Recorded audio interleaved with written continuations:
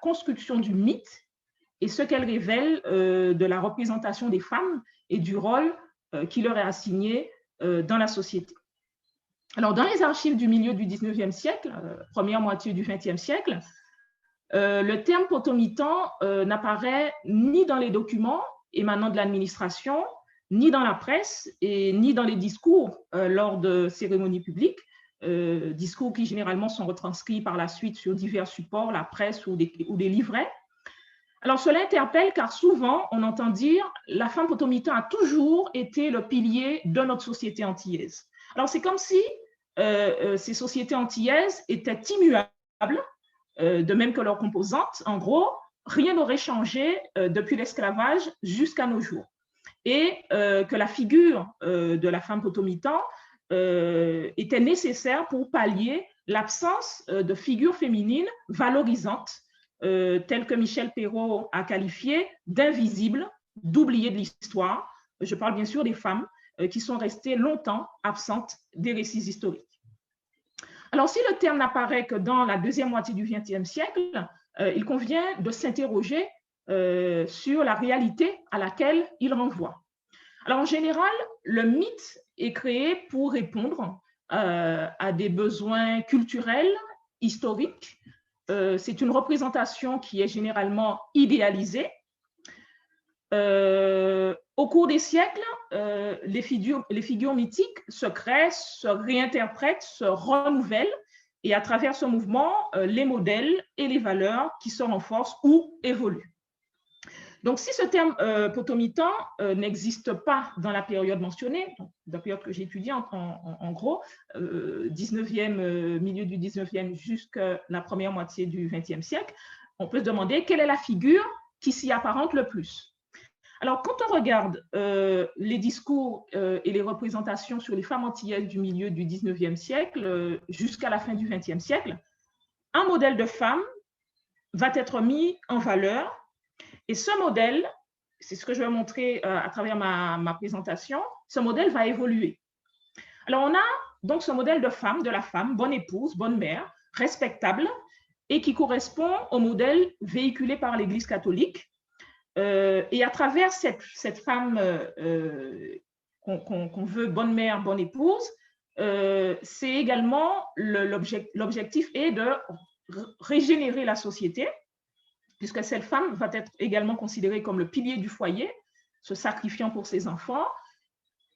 Donc, en gros, elle est confinée dans une sphère privée et elle est peu présente dans la sphère politique.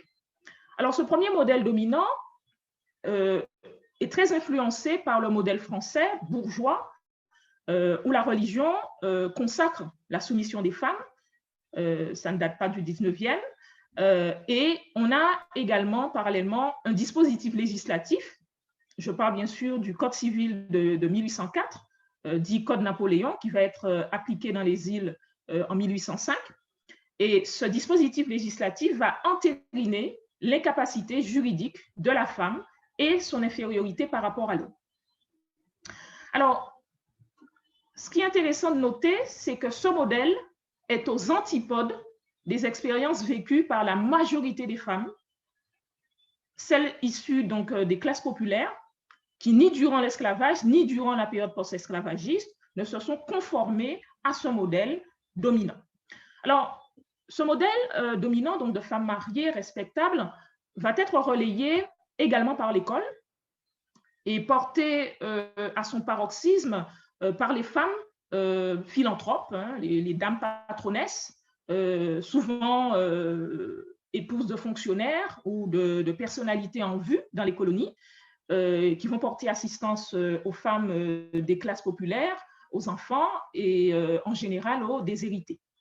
Alors, des femmes éduquées, et c'est ce qui souvent apparaît dans la documentation que j'étudie, des femmes éduquées non pas pour trouver un emploi, mais pour être de bonnes épouses, s'occupant de leur foyer et éduquant leurs enfants à être de bons citoyens. Et ça, notamment, la Troisième République va, dans les discours donc, du début 20e siècle, on a fin 19e, début 20e, on a également cet aspect-là.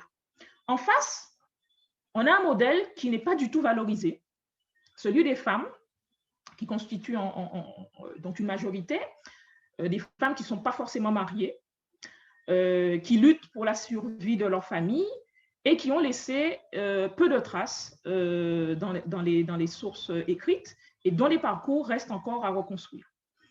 Donc, avec l'amélioration de l'éducation des filles, les discours vont changer progressivement, notamment dans l'entre-deux-guerres, même si le modèle dominant reste encore celui de la femme éduquée, mais qui s'investit largement dans la sphère publique par rapport à l'emploi, par rapport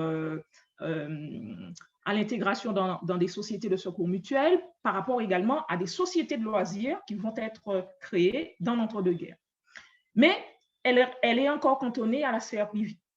Alors, dans les années 40-43, et j'aime bien parler de cette période, une période, je pense, qui est quand même cruciale pour les Antilles, Vichy va renforcer le rôle de la famille et renvoyer les femmes au foyer. Il y a aussi un contrôle de la moralité qui, à mon avis, ne date pas de Vichy, qu'on retrouve également dans plusieurs discours dès la fin du 19e siècle, mais Vichy va exacerber un peu ce contrôle. Alors, cette politique va se manifester notamment par la révocation des femmes mariées de l'administration par la loi du 11 octobre 1940. Et du coup, c'est un coup dur à la lente intégration des femmes dans l'administration.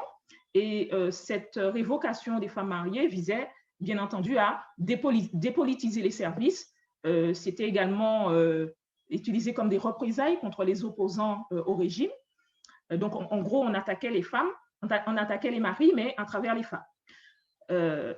Donc après, avec l'octroi du droit de vote et d'éligibilité en 1944, c'est un siècle, en gros, que les femmes doivent rattraper depuis l'octroi du vote en 1848 aux hommes